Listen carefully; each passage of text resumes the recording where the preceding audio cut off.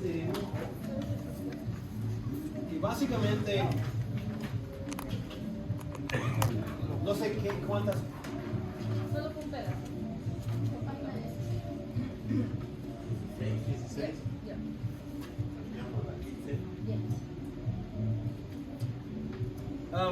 Básicamente, el proceso es ilustrado acá, en este gráfico.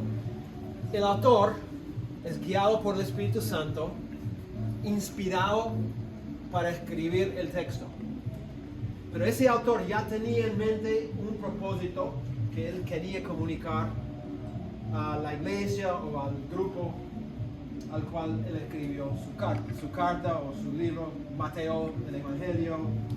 El Evangelio tiene un propósito. Él escribió su Evangelio, todo el libro, porque tenía un propósito en mente, ¿no? Y cada libro es igual.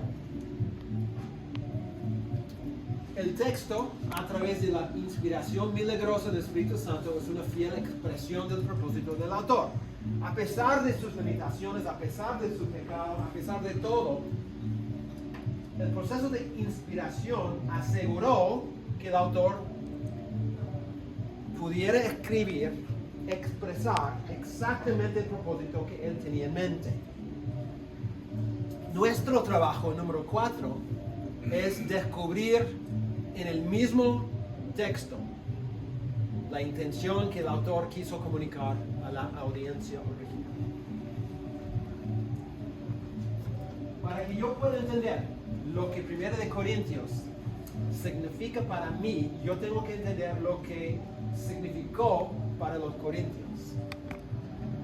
Porque Pablo escribió a ellos lo que escribió. Yo tengo que entender eso, tengo que entender el contexto, tengo que entender lo que estaba detrás, la situación que motivó a Pablo a escribir. Y al entender eso, yo puedo decir, ok, ese punto tiene aplicación para la iglesia, pero depende de lo que fue la intención original de Pablo cuando él escribió. Entonces, por ejemplo, en capítulo 8 y capítulo 10 de 1 de Corintios, Pablo habla de la carne sacrificada a un ídolo. Eso no pasa hoy en día. No puedes ir a un mercado y encontrar una tienda que tiene toda la carne que fue sacrificada a un ídolo. No es algo real hoy en día. Acá puede ser en algunos países, pero acá no. Entonces, para que yo pueda aplicar ese texto a mi realidad, yo tengo que entender cuál era el propósito de Pablo al escribir eso. ¿Qué quiso decir Pablo? Y después yo puedo decir, ok, entendiendo ese propósito, ¿cómo aplico eso a mi realidad?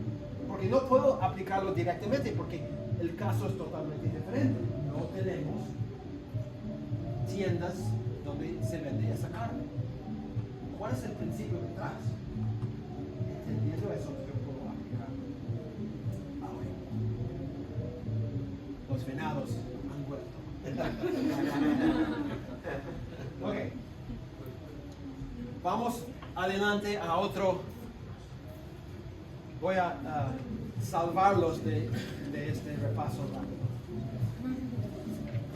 Número 3, y esto no vamos a terminar este punto probablemente hoy. Tenemos que ser excelentes observadores del texto. Si vas a ser un buen intérprete, tienes que llegar a ser un excelente observador del texto. Hay fiesta. Tienen cultos todos los días, todas las noches. ¿No se cansan? Es que hay tres Iglesias. Ok. ¿Cuántos de ustedes han escuchado de Sherlock Holmes, el gran detective? Yo siempre pensaba que él era una persona real. No sabía que era un invento. Él es el invento de ese hombre aquí abajo, Arthur Conan Doyle, que es un autor, creo que irlandés, Y él escribió todos los libros acerca de Sherlock Holmes en base a una experiencia que él tenía en la escuela de medicina. Su profesor se llamaba Joseph Bell. Joseph Bell era un médico reconocido que tenía una escuela de medicina y gente de todo el mundo llegaba a su escuela. Y Dr. Bell era legendario por su capacidad de observar las cosas. Se decía que un nuevo alumno podría llegar a la aula y el Dr. Bell podría decir, yo veo que tú eres de Ecuador. ¿Cómo sabes? Y eres de la ciudad en tal lugar en Ecuador. Y él decía, ¿cómo sabes? Bueno, en esa tierra, en ese lugar hay tierra que es más marrón. Estoy inventando cosas ya. Más marrón, ¿no? Y noto un pequeño acento cuando tú pronuncias la letra S, por ejemplo, ¿no? Y todos decían, wow, increíble.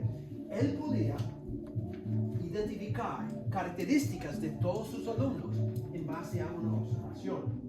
Bueno, un día, Dr. Bell llega al aula y él dice a los estudiantes, hoy día vamos a aprender a ser excelentes observadores. Porque yo creo que ustedes pueden llegar a ser excelentes observadores, van a ser mejores médicos. Hoy quiero que ustedes hagan exactamente lo que yo hago. Y él sacó una botella, destapó la botella y dijo, en esta botella hay una sustancia muy importante. Yo creo que esta sustancia, si nosotros logramos entender su uso, podemos curar muchas enfermedades. Entonces, el problema con esta sustancia es que tiene un sabor muy amargo. Pero yo quiero que todos ustedes, en vez de simplemente observar, que pueden probar. Los estudiantes pensaron, ¿qué? Él dijo, voy a probar esta sustancia y quiero que ustedes hagan lo que yo hago. Entonces, el doctor Bell puso su dedo en la botella y después en la boca. Hizo una mueca así porque era muy fuerte y dijo, todos los alumnos ya con miedo.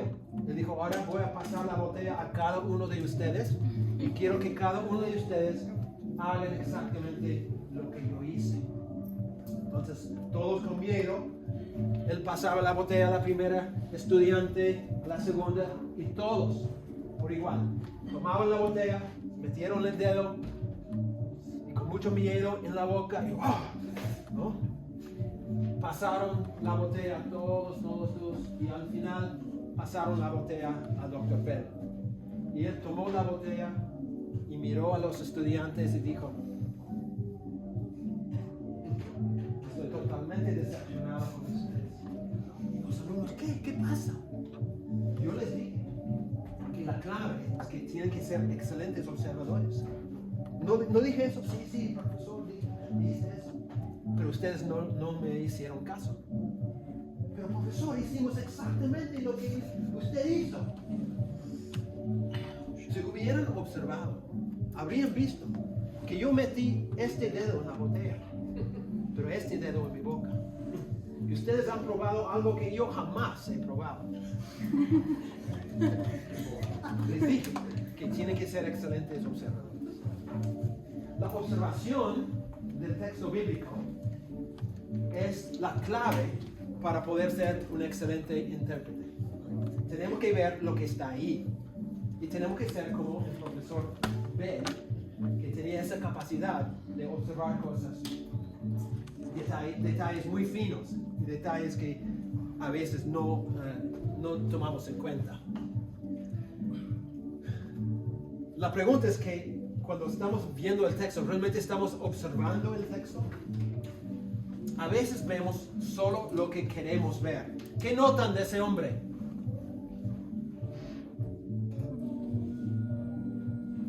Está pintando como él se ve.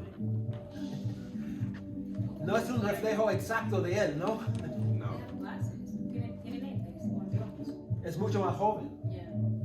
Es como él quiere verse, no como Él es. Y eso es lo que hacemos a veces en el texto. Vemos lo que queremos ver, lo que nos conviene ver, y no necesariamente lo que realmente está ahí. A veces vemos solo lo que solemos ver.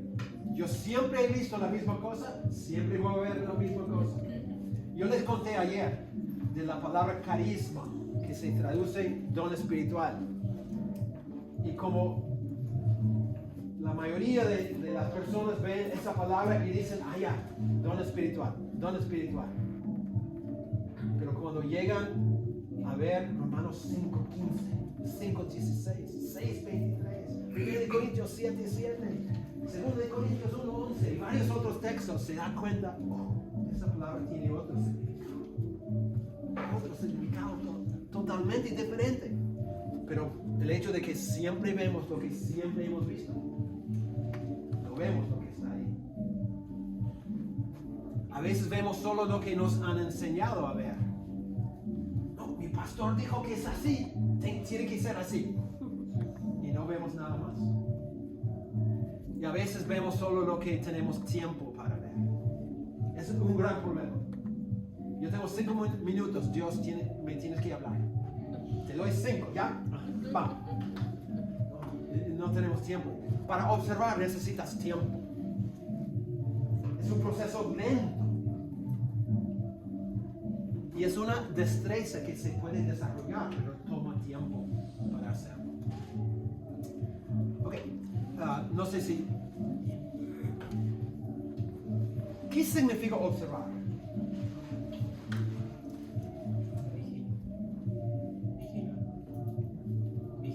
Ok, vigilar, dijiste? Ok.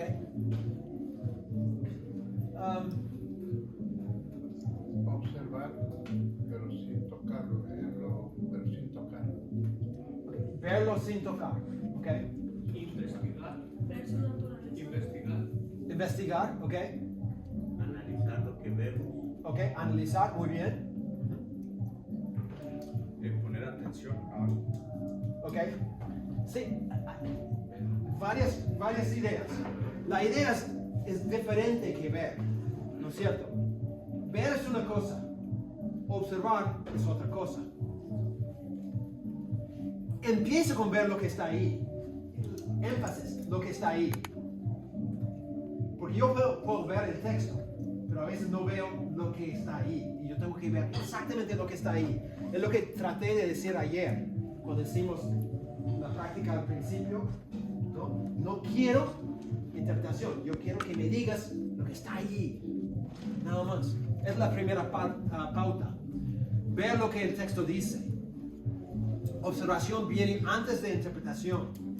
Yo no puedo interpretar si no he observado primero el texto.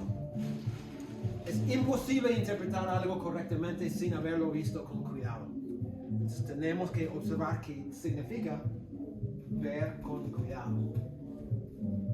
Ok.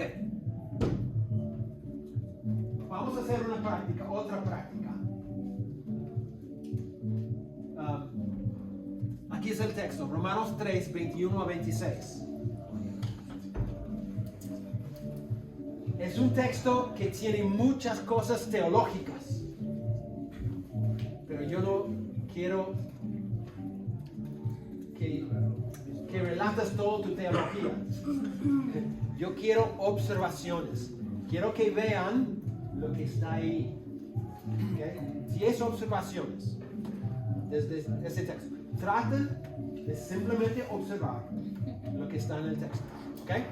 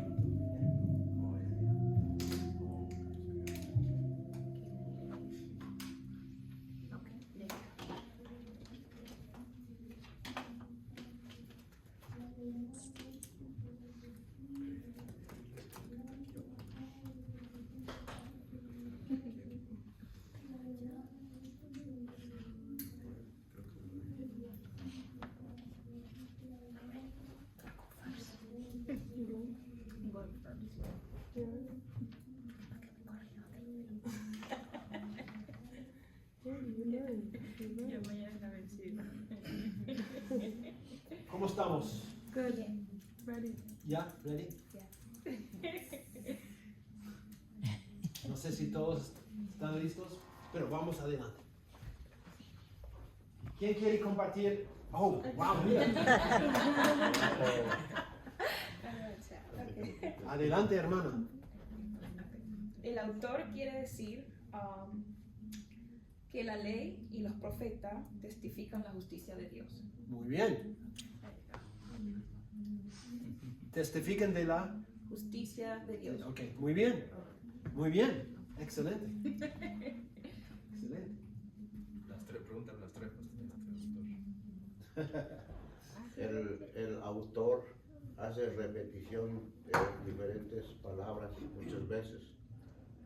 Ok. Por ejemplo, la palabra justicia lo repite muchas veces. Ok. También la palabra manifestación, la fe y también Jesucristo. Ok. Puede observar. Ok, muy bien. Entonces, sabemos si él, por ejemplo, justicia, justificación, si él repite, es algo importante en el texto. Muy bien. También vemos El autor indica que todos pecaron. Ok, muy bien. Ujú, muy bien, excelente. Primero acá y después acá. el autor le da a conocer a la audiencia que hay dos tiempos. Ok, sigue. Dos tiempos, el tiempo de la ley y el de la justificación por la fe, por gracia en Cristo Jesús. Ok.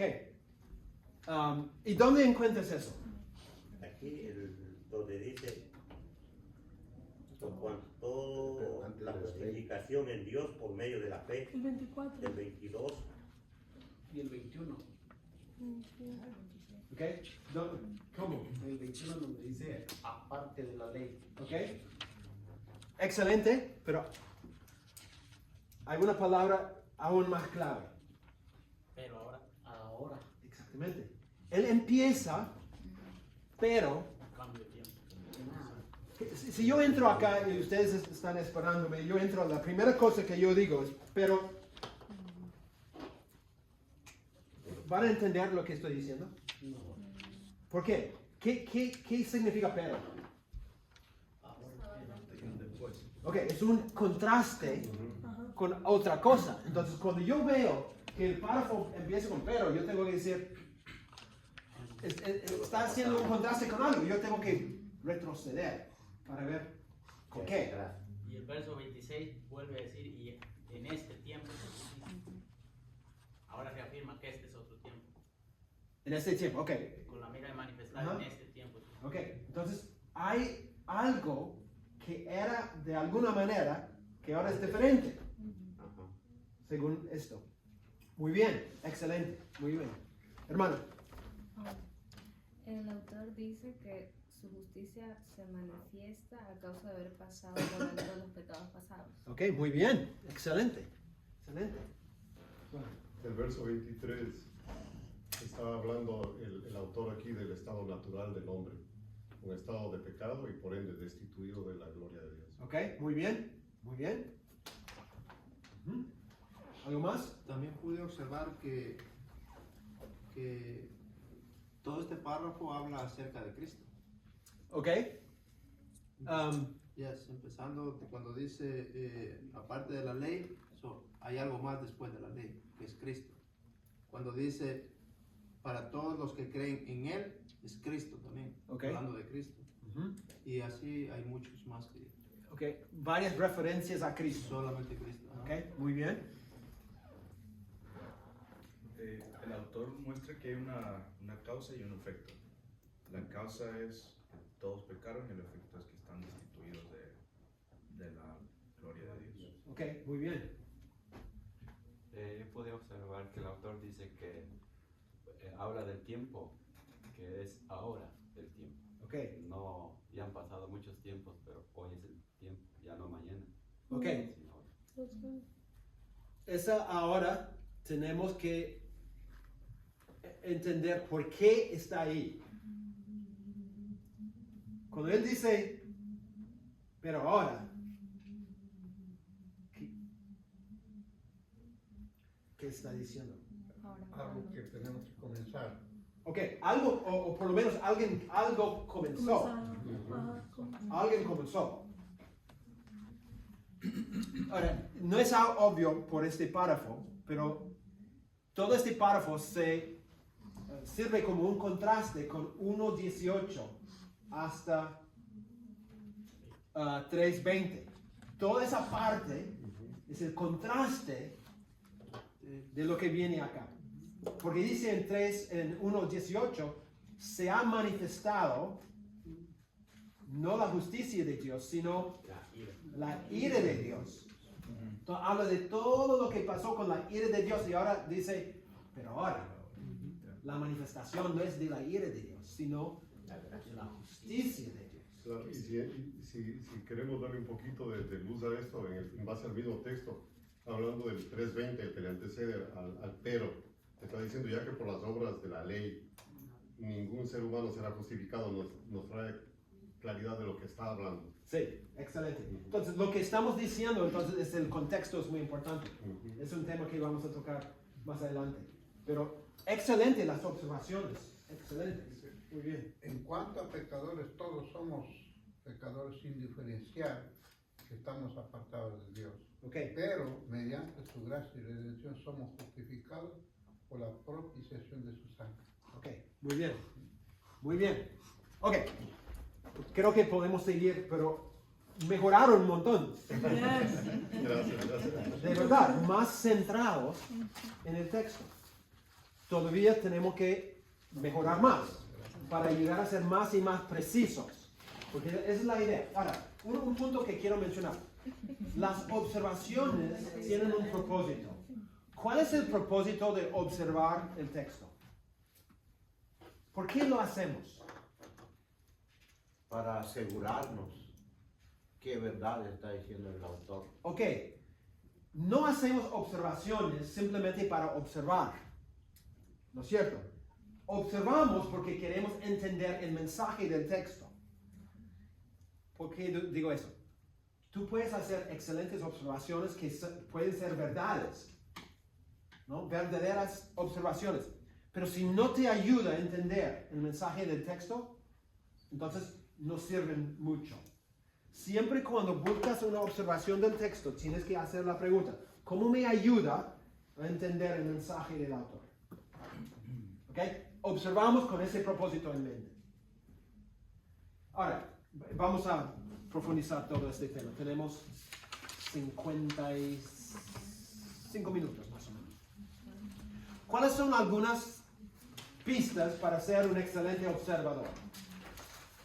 Primero, tenemos que aprender a observar en vez de simplemente ver.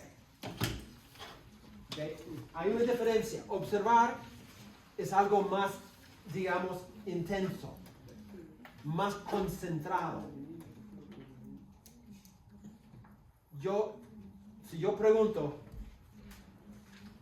para subir las gradas de afuera para llegar acá, ¿cuántas gradas hay? ¿Cuántos años has estado en esta iglesia? 12, 13 años. Y no saben cuántas gradas hay. Ya caminamos por allá. No, es por qué. Porque nosotros hacemos muchas cosas en la vida sin observar. ¿No? Yo tengo una nieta, la primera nieta. Ella es una observadora. Ella entra en mi casa y me dice, abuelo, la abuela cambió la ubicación de esta silla. ¿Cómo sabes? Porque antes estaba ahí, no me di cuenta, ¿no? Abuelo, mira esto que ha cambiado. Yo ni por acá, pero ella ve todo. Es una observadora. Es una característica muy importante. Nosotros tenemos que ir más allá de simplemente ver, tenemos que llegar a ser observadores. Ok, mi nieto, número 1, Anthony, hizo este dibujo. Y yo lo he manipulado. Quiero que ustedes vean 8 diferencias en esos 2 dibujos. Sí, el zapato. ¿Ya? El guante. Ok, los guantes, ¿ya? Las rayas de los zapatos. ¿Ok? ¿Sí? Yo hice un mal trabajo de borrar y todo eso, pero ya, son 2. La nariz. La nariz. 3. La boca. La cola. La cola, la boca. 5. El cabello. La oreja. El cabello. 6. El color de las orejas. 7. Una oreja menos. Las orejas en sí tienen los dos hoyos. La cola. Y la sonrisa. La media del zapato. Ok. La media. Ya. Muy bien. Excelente. Ok. Esto mejor. Más profesional. 5 diferencias. La ciudad. Edificios. La ciudad. Ok, la En el ciudad. otro hay como un gusano, en el otro no hay nada. El cometa. El pato. No es un gusano, es, pato. supuestamente es un La perro. niña. La Parece un niña. Ay, gusana, le digo. El pato y el pez. Ajá. Ok. La Pato y el cometa. pez. En este lado están edificios, en el otro es Ajá. monte. Ok. La cometa. Cometas son arriba. diferentes. La cometa. El perrito. El perrito. Hay un El perro y gusano. El nido de los pájaros, en uno hay 3, en el otro 2. Ok, muy bien. No Ok, hay- excelente. No hay niña o no. La niña se Ok. Hay una niña, en el otro no hay. Sí, hay un El perro. pato Un y el pez. pez.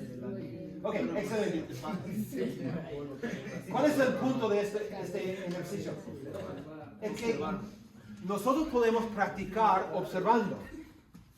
La observación es una destreza que se puede desarrollar.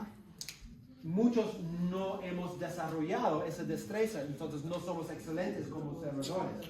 Pero realmente se trata de practicar, nada más. Tenemos que seguir practicando para llegar a ser excelentes observadores. Número 2. No debemos perdernos en los detalles. Miren ese árbol. Ustedes pueden imaginar un paseo familiar. La familia llega a ese parque en California, el Redwood Forest. Es impresionante ver los árboles allí. Llegan allá y los padres dicen, salen niños a jugar. Vamos a reunirnos a la 1 para almorzar. ¿Ya? Pero váyanse a jugar. Entonces, los chicos llegan a ese árbol. Y están abrazando el árbol, están totalmente cautivados por el árbol. Pasa 1 hora. Regresan al carro y los padres dicen, cuéntenos de todo el bosque que has visto. ¿Bosque? ¿Hay un bosque? Solamente hemos visto un árbol. ¿No? ¿Qué pasó?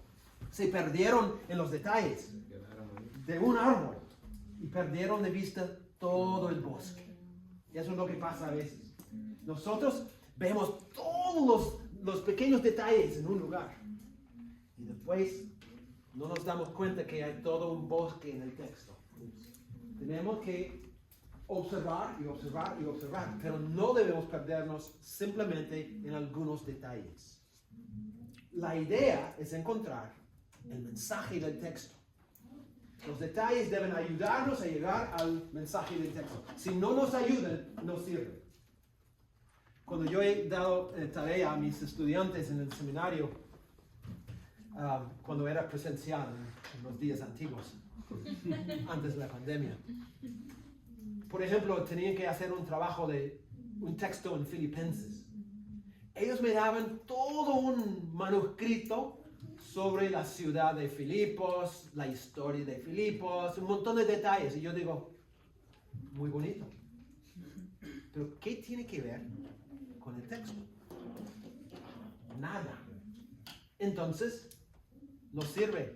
Sirve para tu vida intelectual, pero para entender el pasaje no me ayuda. Todo el trabajo de observar tiene que ayudarnos a entender el texto. Si no, no sirve para mí. Ok, aquí llegamos a un punto muy importante. La tarea, una forma de hacer la tarea, mejor dicho, es haciendo las preguntas correctas al texto. Quizás la mejor forma de observar es a través de haciendo preguntas. Un autor ha escrito un libro que se llama La lectura eficaz de la Biblia. recomiendo mucho ese libro.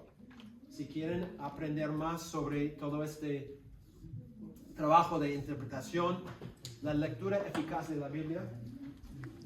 El autor dice eso. La clave para una buena exégesis, o sea, una buena interpretación, es por consiguiente, para una lectura más inteligente de la Biblia, es aprender a leer con cuidado el texto y hacerle las preguntas correctas. Entonces, una parte importante del trabajo es saber qué pregunta hacer y hacer la pregunta correcta al texto correcto. ¿Cuáles son las preguntas claves? Bueno, en el colegio se enseña quién, cuándo, dónde, qué, cómo, por qué. No es nada de otro mundo. Es muy sencillo, pero ayuda un montón a esto.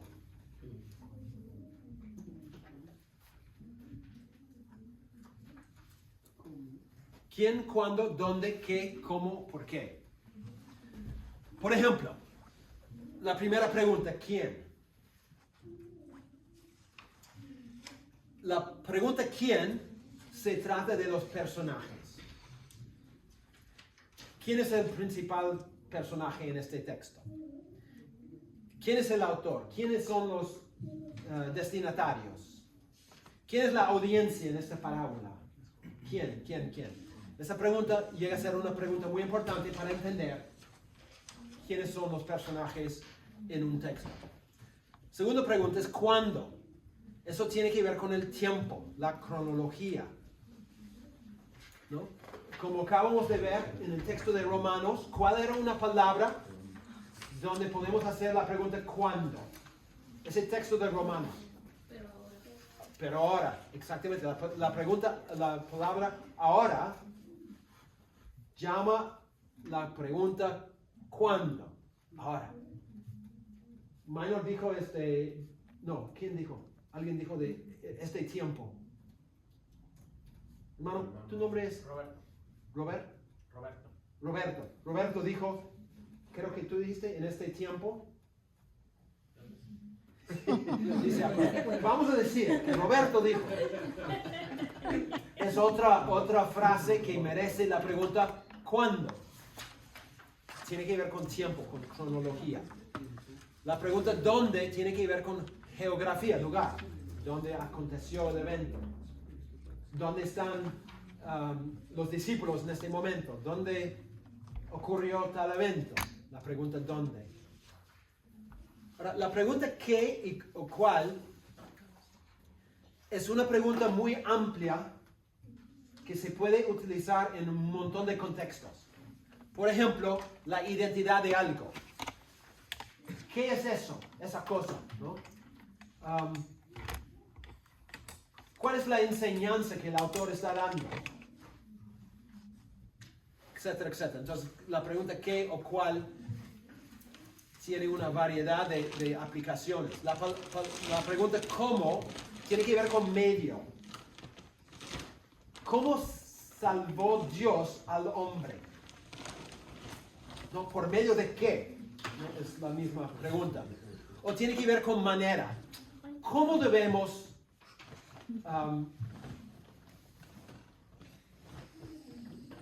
¿qué dice esto? Procurar, ¿cómo debemos procurar? Se me olvidó la otra palabra. Diligencia. Con diligencia. Pablo dice, procurar con diligencia, presentar. Okay. ¿Cómo debemos hacerlo? Con diligencia. Es la pregunta ¿cómo? Describiendo la manera de hacer algo, ¿no? ¿Por qué? Es la razón o la causa. Pablo usa por qué una variedad de veces. Pablo dice en Filipenses 1, 12 y 13 que debemos ocuparnos en nuestra salvación con temor y temblor, porque Dios es el que da tanto El que produce tanto el Ayer querer no como pude el hablar hacer. español, hoy no puedo pensar en la Biblia. El que produce tanto el querer como el El hacer. querer y el hacer en nosotros. La pregunta, ¿por qué? ¿Es una explicación o da la razón o la causa de algo? Entonces, la idea es, si tú aplicas la pregunta correcta, vas a encontrar la respuesta correcta al texto. Por ejemplo, vamos a hacer un pequeño ejemplo aquí. ¿Okay? Yo voy a hacer la pregunta y ustedes, en base al texto, contesten la pregunta. Primera pregunta. ¿Quién es la persona bienaventurada? El varón. El varón que soporta la tentación. Muy bien. ¿Por qué es esta persona bienaventurada? Porque recibirá la corona de vida. Recibirá la corona de vida. Ay, escuché, es lo que escuché. ¿Alguien puede decirlo para que sí, hermano? Porque cuando haya resistido la prueba, recibirá la corona de vida. Ok. Muy bien. ¿Qué recibirá la persona que resiste la prueba? La corona de vida. Muy bien. ¿Cuándo es que la concupiscencia da a luz el pecado? Después que ha sido consumado.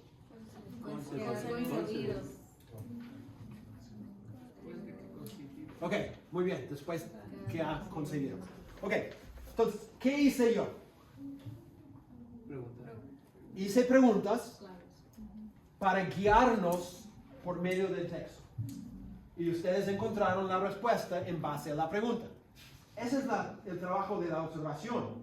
Si haces las preguntas correctas, tú puedes guiarte por todo el texto, entendiendo la función y la esencia de cada frase en el texto. Simplemente significa practicar haciendo las preguntas correctas.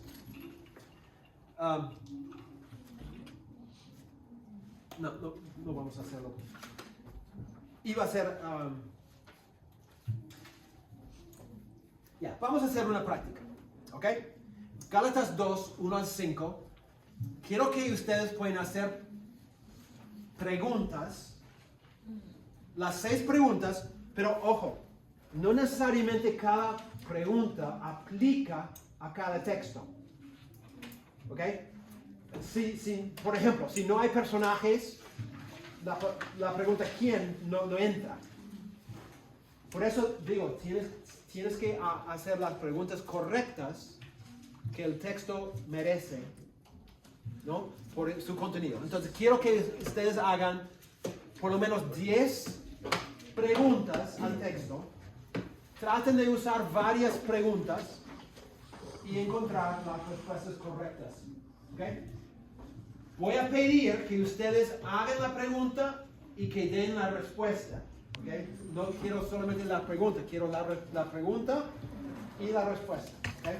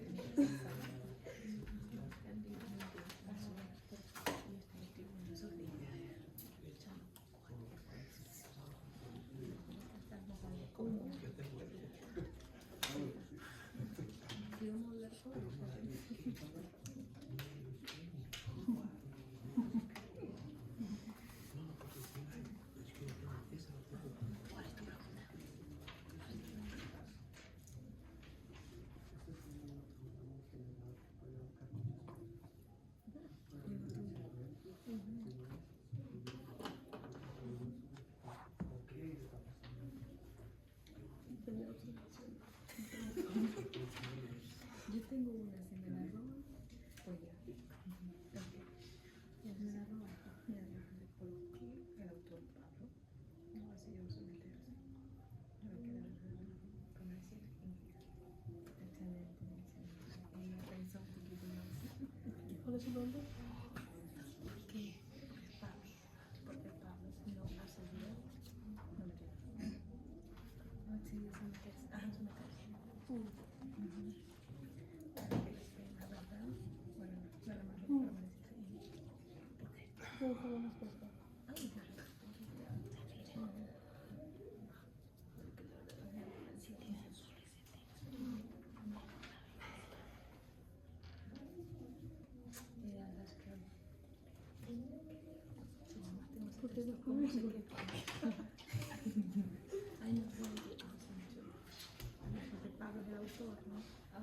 ¿Cuántos necesitan más tiempo?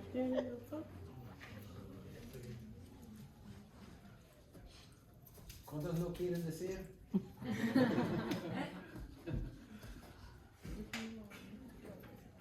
Nadie ha dicho nada. Tengo una pregunta. Allá. ¿Podemos nombrar Pablo o tenemos que decir el autor? No, Podemos decir Pablo. Ok. Creo que estamos listos. Voy a dar 25 segundos.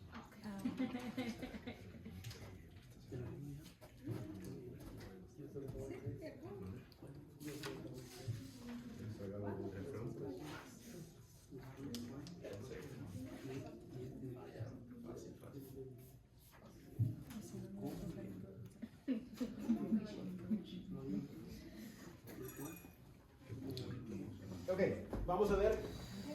Probablemente no han terminado todo, pero vamos a ver algunos ejemplos. ¿Quién quiere empezar? Pues pregunta observación. Adelante, hermano. Mi pregunta. ¿Por qué Pablo no accedió a someterse? ¿Ok? Y la respuesta, para que la verdad del evangelio permaneciese en ellos. Ok, muy bien. Solamente un pequeño comentario.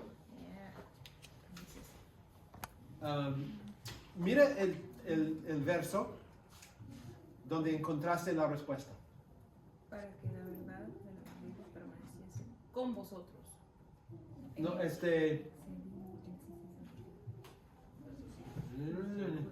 Ok, verso 5, ¿qué dice? Verso 5. A los cuales ni por un momento... Accedimos a someternos. Ok, accedimos. ¿Eso habla de una persona? Varias personas. Grupos. Ok, entonces, ¿a quiénes tiene en mente Pablo cuando él dice nosotros accedimos o no accedimos? Las personas que estaban con él. Ok, Pablo y las personas que estaban con él. Tu observación muy buena, pero para ser Más específica. más preciso sería plural. Ok, ahí y después ahí. ¿cuánto tiempo pasó para que el autor suba otra vez a Jerusalén? ¿Ok? Y la respuesta es 14 años. Ok. Muy bien. Excelente. Iba a ser donde ¿Está bien? Pablo fue con Bernabé. ¿Y? ¿Cuál es?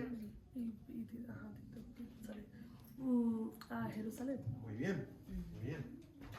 ¿Con quién fue Pablo a Jerusalén? Ujú. Con Bernabé. Muy bien. ¿Quién de ellos fue obligado a circuncidarse? Tito. Una vez más. ¿Quién de ellos fue obligado No. a circuncidarse? Ok. Siempre cuando hacemos este ejercicio, eso pasa. Ok. Quiero que observes muy bien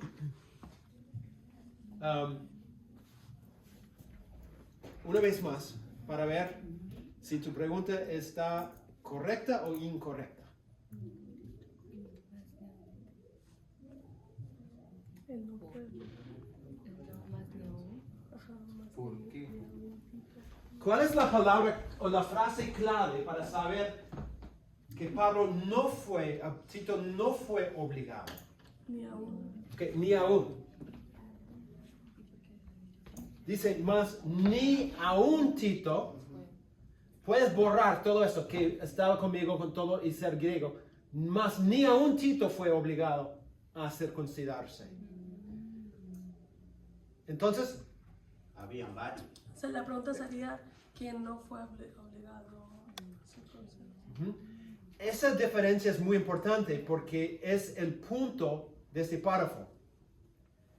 O sea, el punto básico es, Tito es griego. O sea, no es judío. Pero no dijeron que él tenía que circuncidarse. Y es básicamente el punto principal, o uno de los puntos principales que Pablo quiere enfatizar. Entonces, mi punto es esto. Hay que observar no solamente una frase, sino toda la oración para poder verlo. Y a veces hay cosas subordinadas que tenemos que, digamos, borrar por un segundo para ver la idea completa.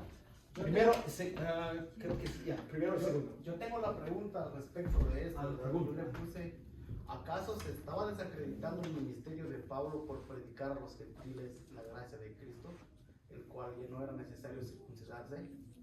La respuesta que yo puse, claro que sí, porque Pablo menciona a Tito, que estaba mucho tiempo con él, y siendo aún de otra cultura, que es la griega, no se le exigía tal cosa. Ok, lo que has hecho está bien, pero es más una interpretación del texto. Es perfecto lo que hiciste. Es paso número 5 quizás, y estamos todavía en paso número 2. Osvaldo. Pablo está aseverando que hay hermanos falsos. Sería como, hay hermanos falsos ahí. Básicamente no, él está hablando de los judaizantes que se habían infiltrado en la iglesia. Sería la respuesta. Estos hermanos falsos que está diciendo aquí son los judaizantes que se habían infiltrado en la iglesia y estaban... Ok, eso sería una interpretación también, porque no dice aquí que son judaizantes, pero estudiando toda la carta y Romanos entendemos ese asunto. ¿Cuál sería una pregunta en cuanto a los falsos hermanos? ¿Qué hacían los falsos hermanos? Ok, ¿qué hacían? Pero para identificarlos. ¿Quiénes eran los falsos hermanos? Okay. Quizás, ¿quiénes eran los que se introducieron a escondidas? Yo tengo esa pregunta. O sería también a quienes se les da el nombre de los falsos hermanos. Sí, pero... No quiero caer en esto de la interpretación, obviamente, sino... La primera pauta sería, Pablo, yo digo, oh, hay falsos hermanos. Exactamente. Entonces yo diría, ¿qué de ellos? ¿Qué está pasando con los falsos hermanos introducidos? Ok. ¿Podría ser? Ok, ¿cuál es la respuesta? Que nos quieren reducir a esclavitud. Ok, ¿qué hacen ellos quizás? La pregunta, cuando la pregunta es precisa, la respuesta puede ser precisa. Cuando la pregunta es borrosa, la respuesta va a ser borrosa. Entonces, la idea es tratar de ser muy concreto con las preguntas para que las respuestas sean concretas también. ¿Por qué subió Pablo a Jerusalén? ¿Ok? Por una revelación. Muy bien. Ok. Excelente. ¿Por qué Pablo subió a Jerusalén por una revelación? ¿Por qué Pablo tuvo que haber subido por una revelación? ¿Por qué no subió? La respuesta que yo tengo es para no ir en vano. Para no Ok. Tú estás haciendo un avance otra vez, entonces, porque yo estaba escuchando la misma cosa. ¿Por qué Pablo tuvo que subir por medio de una revelación a Jerusalén? Mi respuesta es para no correr en vano.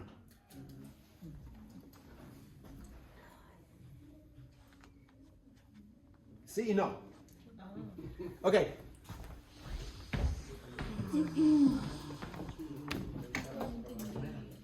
La pregunta, ¿por qué subió? Subió porque recibió una revelación. Ok.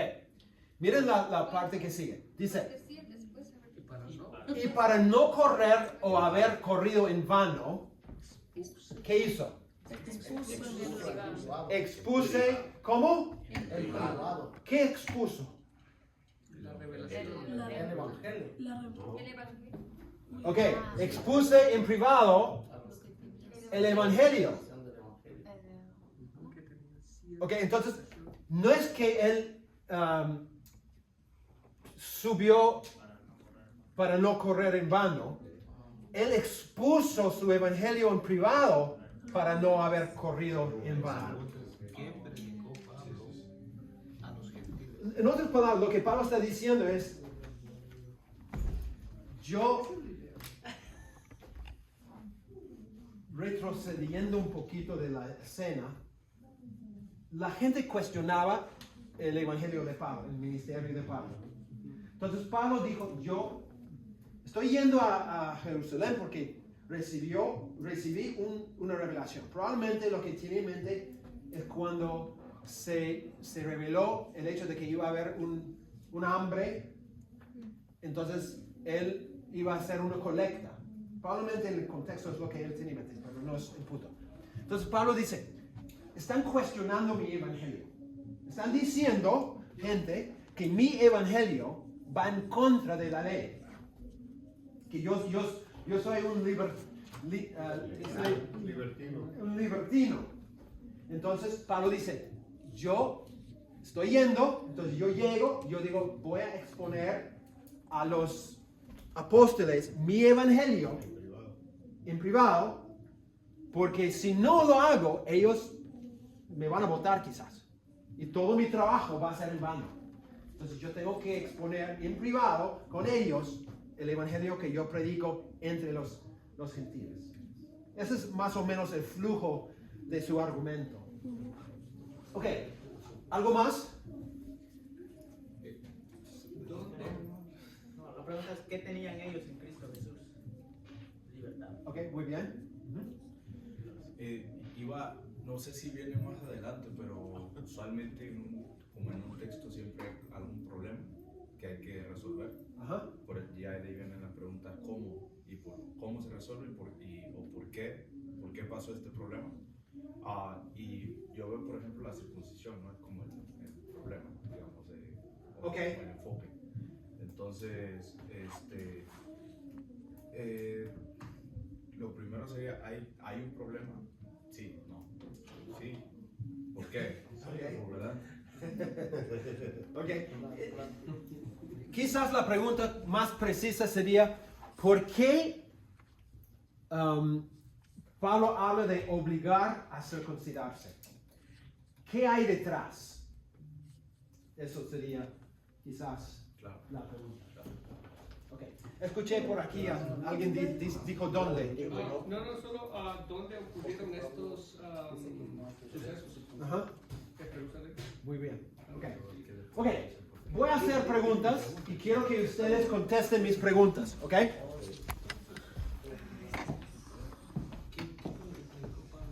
¿Cuándo subió Pablo a Jerusalén? ¿A dónde subió Pablo? Ok, escuchen muy bien.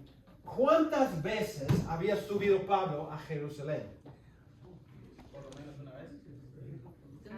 Más de una vez. Más de una vez.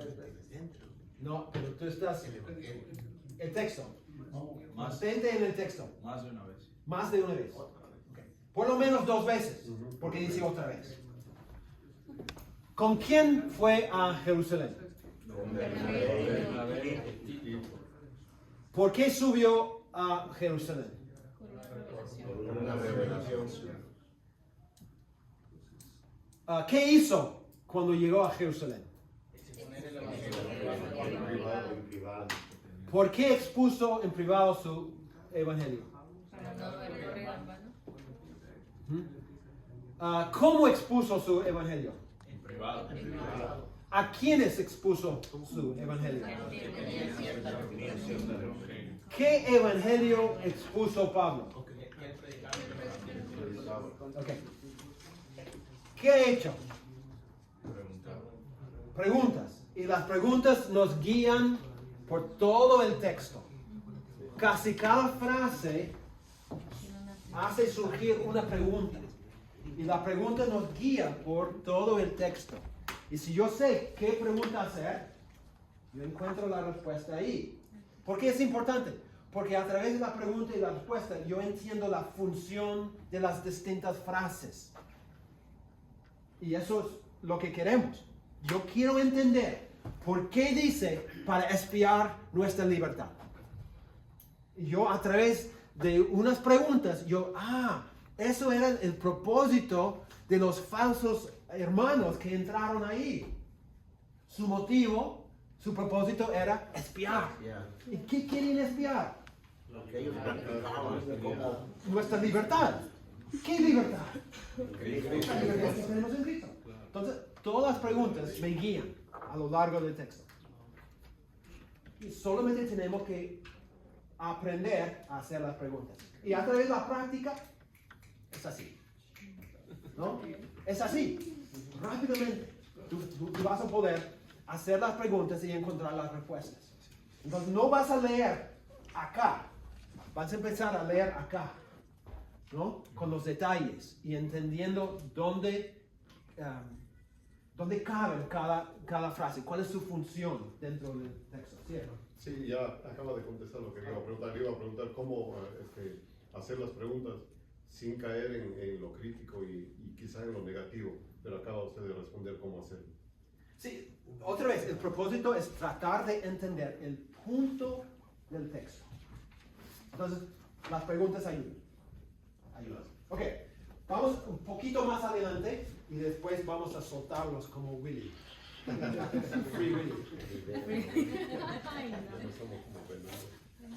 Ok. Uy. Eso es un punto largo. Voy a por lo menos empezar. Tenemos que notar los detalles más importantes del pasaje. No puedo enfatizar suficientemente la importancia de los detalles importantes. Es lo que queremos encontrar. Yo tengo un amigo que es pastor. Con él sembramos una iglesia en Perú. A él le encanta predicar los detalles que le parecen interesantes. Yo siempre le digo, eso no es el punto. Porque te interesa, no significa que es importante. Lo que tenemos que encontrar es lo que es importante, no lo que es interesante. Puede ser 2 cosas diferentes. En este proceso de observar, por ejemplo, vamos a decir que yo sé que en esta iglesia acá ustedes predican libros, ¿no? Un libro de la Biblia. Creo que están haciendo... Primera Tesalonicenses, sí, pastor me dijo. Excelente, excelente. Cuando uno estudia todo un libro, la primera cosa que se hace es se aleja del texto para leer a grandes rasgos, para captar a grandes rasgos los detalles del texto. Entonces uno, en vez de acercarse al texto, empieza alejándose del texto para ver toda la historia. Entonces en este caso sería leer Primera de Tesalonicenses, no preocupándose por los detalles, sino por la idea general. primero. ¿Ok? Después uno se acerca y busca los detalles. Quiero entender todos los detalles, ¿no? Pero los detalles vienen en un contexto. Por eso yo tengo que empezar leyendo toda la carta para entender no, a grandes rasgos cuál es la idea central. Después me acerco para ver los detalles y al final, otra vez, me alejo un poquito del texto para ver las conclusiones del texto. Entonces uno empieza lejos, se acerca y después se aleja. Eso es cuando uno está leyendo algo grande como toda la carta, ¿no? Todo un libro. Y por si acaso, debemos leer toda la carta. Porque ¿se acuerdan de los días cuando había cartas? Era algo que llegaba a la puerta. ¿Ya? ¿Y qué pasaba cuando llegaba la carta a la puerta? Tú recibiste el sobre, abriste el sobre y viste que era una carta de un amigo. Sacaste la carta, abriste la carta, leíste 2 líneas, después guardabas la carta en un cajón, ¿no? Y el día siguiente sacas otra vez, abres y lees 2 líneas más, y después cierras y lo guardas. Así leemos las cartas, ¿no? No, de una vez.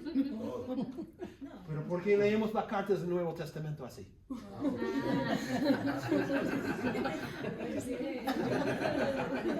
¿Son cartas o no son cartas? Son cartas. El problema es que no las leemos como cartas.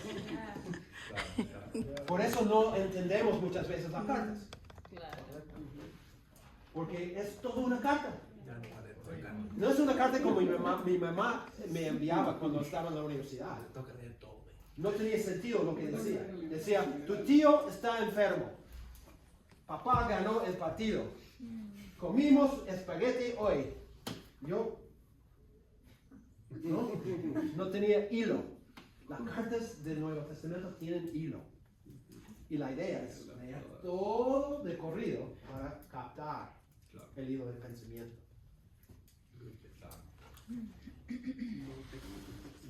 Oh, bueno. Ya, vamos a dejarlo ahí porque entrar en esto no vamos a poder avanzar mucho. Ya son 5 para las 10. Entonces, ¿preguntas?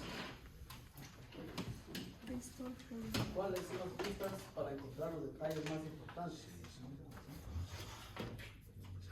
Eso vamos a ver. Tienes que dormir pensando, soñando. Eso. No, vamos a hablar de varios detalles muy concretos que ayudan en este proceso de observar. Entonces, tomando como una idea de lo que ustedes están hablando, ¿es válido traer quizás sermones o predicaciones expositivas o de puntos específicos o textuales? Una vez más, porque no entendí la pregunta. Sí, los sermones de expositivos. De acuerdo a lo que usted está enseñando, por ejemplo, si agarramos Tesalonicenses y vamos versículo a versículo la carta de Tesalonicenses, ¿sería esa la manera correcta? Es la mejor forma de predicar. Podría dar como 10 razones por qué es la mejor forma. Pero una de ellas es porque hay menos posibilidad de abusar del contexto. Porque estoy leyendo de texto en texto en texto en texto.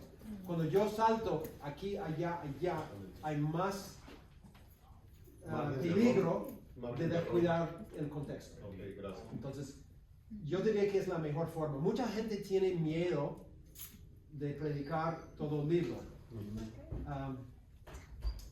Pero a mi parecer es la forma más fácil, ¿no? Porque ya sabes, la semana que viene yo sé a dónde voy, la semana siguiente a dónde voy, el párrafo que sigue, nada más, ¿no? Entonces tiene muchas ventajas, muchas ventajas. Gracias. ¿Otros comentarios, preguntas, quejas? Ok, hasta mañana. Vamos a orar. Pastor, ¿podrías dirigirnos en oración? No sé orar.